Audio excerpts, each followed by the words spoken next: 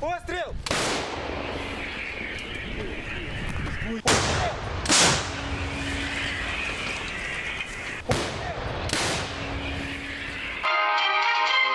turabahaye ikaze abanywanyi bacu bakunze bacu dukurikirana muri mpande zine z'isi kaze muri ano makuru tugiye kubabwira amakuru ariko aravugwa ku isi muri kano kanya twibutsa kugira sabone kugira subscribe niko turabikora ufate umusegonda canke abiri ugire subscribe canke sabone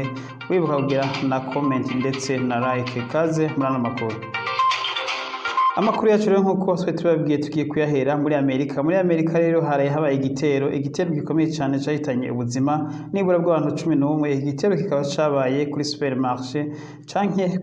ahantu abantu basanzwe basumira aha rero kano gace muri ahitwa Buffalo ni mu ntara ya New York City aha rero niho habereye kino gitero aho kino gitero nkuko twari tubabwiye cyahitanye ubuzima bw'abantu 11 ndetse abandi batatu bagakomereka cyane aho babiri bivuga ko baremvye muri aba 11 bahitamwe na kino gitero hakaba harimo umwe umusekirite w'iyi supermarché hakaba ndetse ngo yari wahoze ari umupolisi mu gipolisi ca Amerika. Iki gitero rero kikaba cakozwe n'umusore umwe w'umuzungu uwo muzungu rero yakoze kino gitero ngo akaba yari muri babandi basanzwe banka abirabure urunuka kuko kino gitero ngo yagikoreye biboneka neza cyane gose ko kino gitero yari yagiteguye aho kino gitero yagikoreye kure yahasanzwe aba ndetse kano gace akaba yagahisemo kubera ngo iyi supermarché yari isanzwe izwi ko isumiramwo abirabure cyane gose yari na gace gasanzwe kabamwo abirabure cyane gose kano gace ka Buffalo ko muri New York.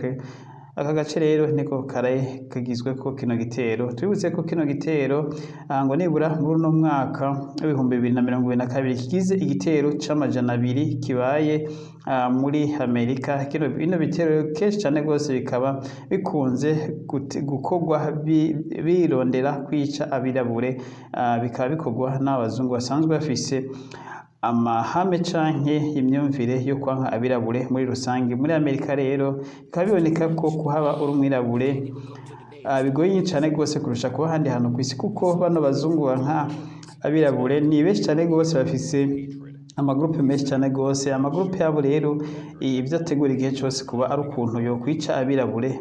benshi ndetse bakaba ari nkaho bano bazungu bahiganwa kwica abirabure benshi ko ivyabonetse uyu musore yagiye kwica bano bantu. Umusore yakoze kino gitero yagiye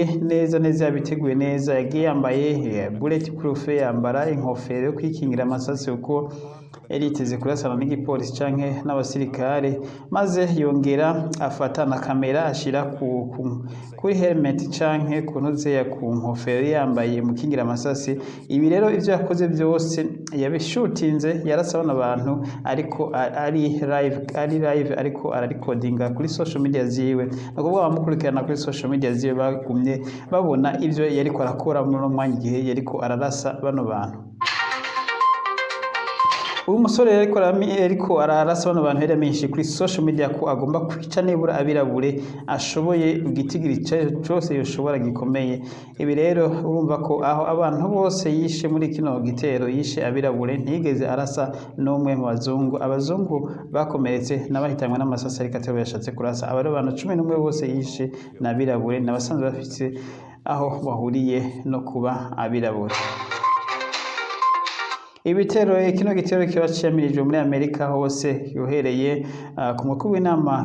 nkenguzamateka ndetse n'umukuru w'inama nshingamateka na sports ndetse bagera no kucegera cambere cy'umukuru w'igihugu ndetse na perezida ubwiwe. Bino bitero bikaba byabaje cyane gose abanyamerika aho imbere y'uko agenda kwitaba inama ya G7 icegera cy'umukuru w'igihugu Harris Kamara yamenyesheje ko abanyamerika bakwiye kwikangura bakaja hamwe bakavuga n'ijwi rimwe bakiyamiriza ibitero biriko biba bitagitinga abirabure canke abandi bantu b'urukoba kanaka badahuje urukoba n'ubundi bakavuga ati nitwakomeza gutya tuzosanga ata Amerika tugifise nitutahagarika ubwicanyi bw'indangakamere ubwicanyi butagetinga urukoba rumwe bukareka urundi. Ati rero abanyamerika mwese birabaje cyane gose tuve hasi rimwe twiyamirize bino bintu twiyamirize gun violence ndetse dushireho amategeko twese hamwe akingira abantu ubwoko bwari bwose bw'abanyamerika bukingirwe n'amategeko yacu. na perezida nyene Joe Biden yavuze ko bino bitero bibaje cyane gose aho yasavye ko abanyamerika bose uhaguruka bose bakiyamiriza bino bitero ndetse perezida Joe Biden yahise amenyesha ko ku munsi wa kabiri azohita agenda hano muri kano gace kabereye kino gitero ahitwa Buffalo ni muri New York City. Rero aho hitezwe ko azoshikiriza umubabaro wiwe ndetse ashikirize ngira ngo nihinduka ry'amategeko kuko ngo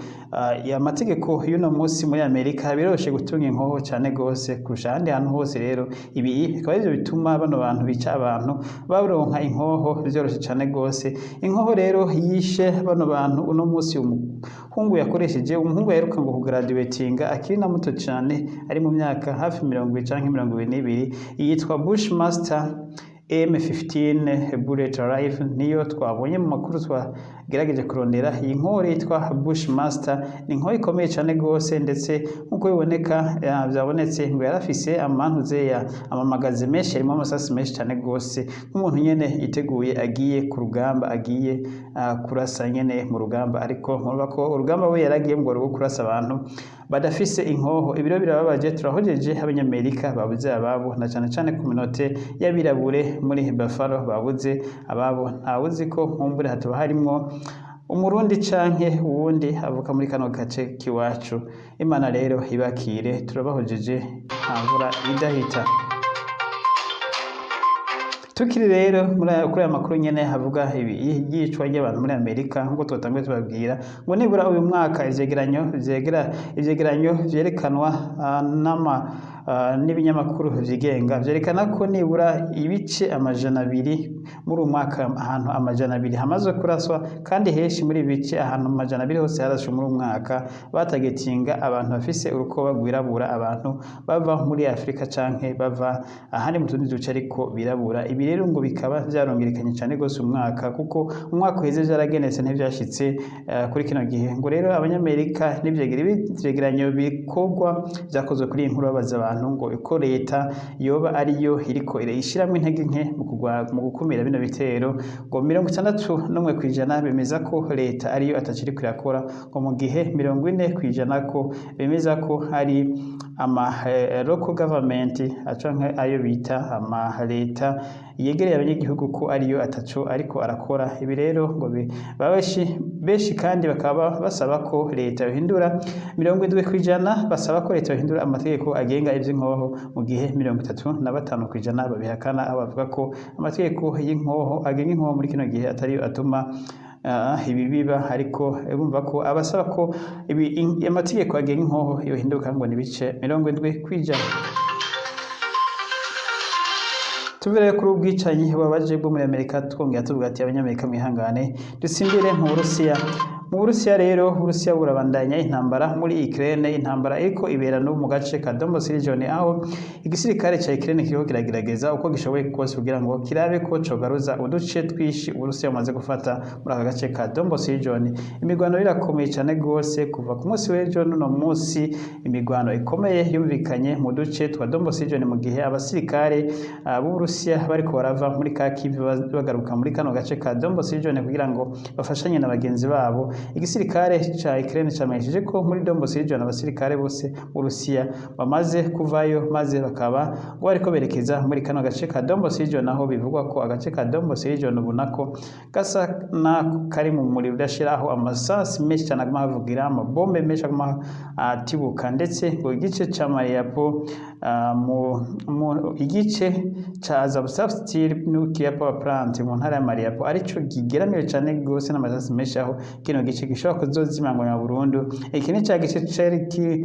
mu bya bisigarira by'abasirikare bari binyegeje muri ahandi akaza Azovstal nuclear power plant. Aha rero niho ibi migwano ikomeye cyane gose mu gihe abasirikare ba Ukraine bagerageza kuraba ko bobohoza kano gace ngo barabe uko bimeze, ariko igisirikare cy'Urusiya kikaba kihagose ku bwinshi cyane gose, aho bidashoboka ko bashobora kubaca mu ryahumye ngo binjire muri kino gice.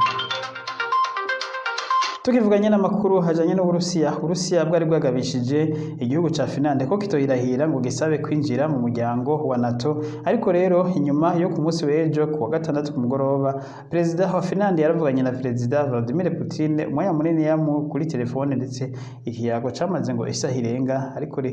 ibi ntivyabujije ko uno munsi perezida wa Finland ndetse na minisitiri wa mbere wa Finland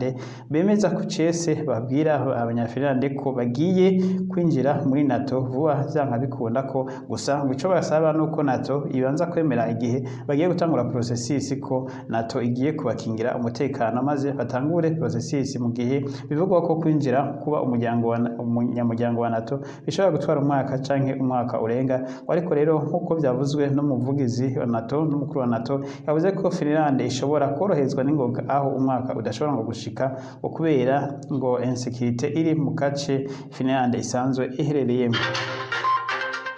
Uburusiya rero nabwo bwongeye n'ubundi kumenyesha ko Finland nubwo yamaramaje ishaka kwinjira muri NATO ko ingaruka zozo zihuta izohita izibona ko Uburusiya budashobora kwihangana ko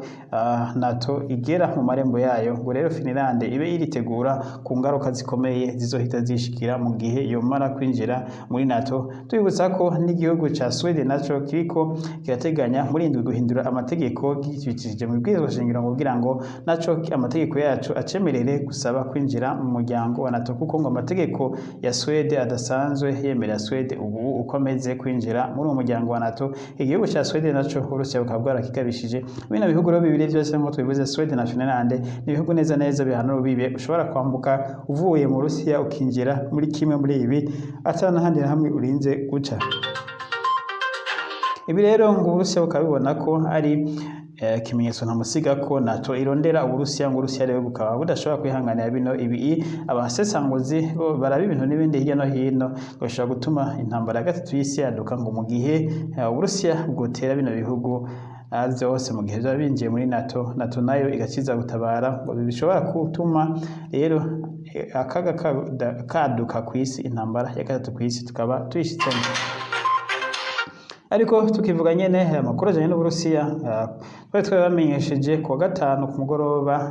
ubushikiranganje bwo kwivuna abansi wa Amerika n'umushikiranganje wo kwivuna abansi w'Uburusiya baravuganye kuri telefone hafi isaha yose irenga mu kiganiro, aho bariko barabira hamwe bashaka kumvikana kugira ngo barabicokorwa kugira ngo intambara mu gihugu ca Ukraine Uburusiya bwatanguje buhagarike, aho General Lloyd Austin asanzwe harimo umushikiranganje wo kwivuna abansi wa Amerika yamenyesheje mugenzi we w'Uburusiya ko yohagarika intambara muri Ukraine ngo kugira ngo ibintu bireke kubandanya biba bibi, ngo na cane cane ngo mu gihe ngo abamaze kuhasiga ubuzima ku ruhande rw'Uburusiya, abasirikare b'Uburusiya ari benshi cane gose, amubwira rero ngo nahagarike intambara ngo maze barabe ukuntu amahoro yogaruka mu karere, kuko ngo natahagarika intambara ibizokononekara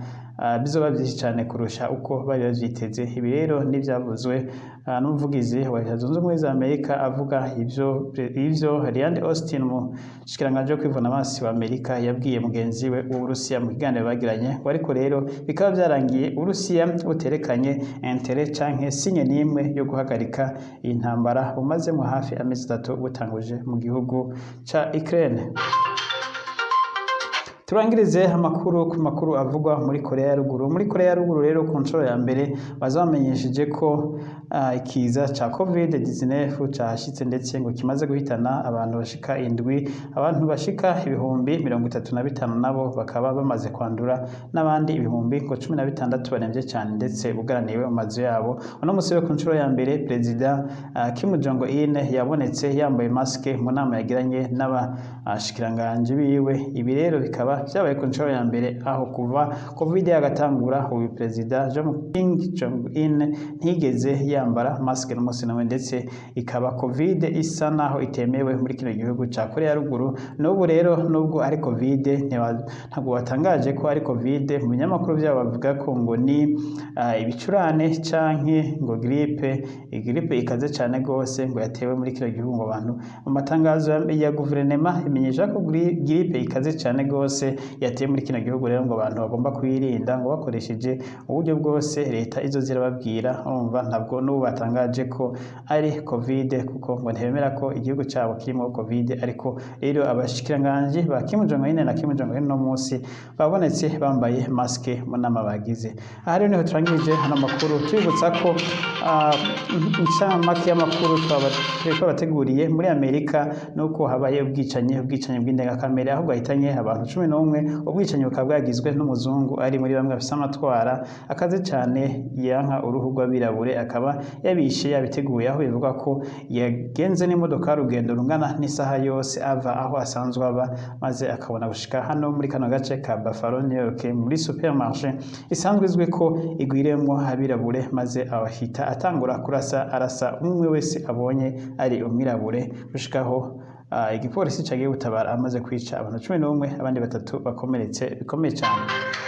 Abakozi badukurikiranye mugire commentaire kuri aya makuru mu gice navuze ko maze nshikare kugira sabone no gusharinga no kugira like na comment Imana ishikare kubazigama naho makuru yacu yandi yo haje.